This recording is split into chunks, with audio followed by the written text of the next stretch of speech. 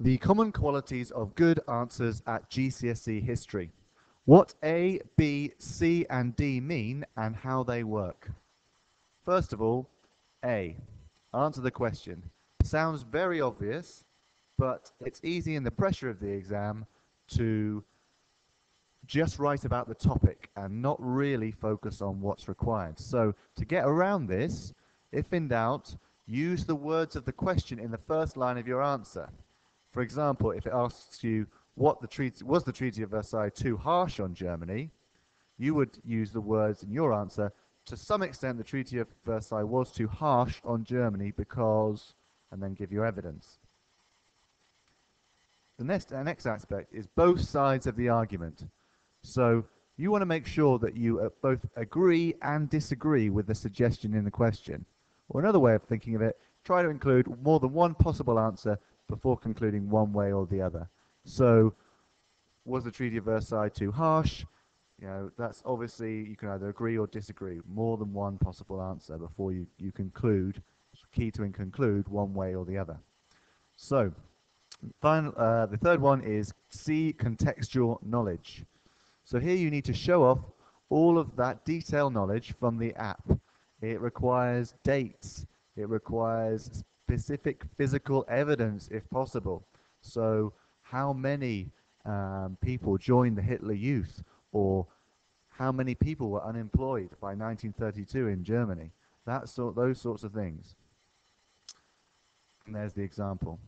Because Hitler's economic policies were arguably successful because unemployment had fallen from 6 million in 1933 to a few 100,000 by 1936.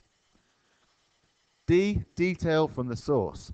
Key quotes or descriptions of key details in visual sources.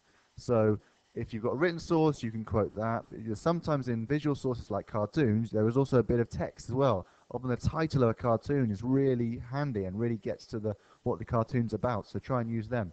You must include a reference to the date of the source if it is provided. So this will help you really place the cartoon or the quote within the period. So it's really important you focus on that in your detail.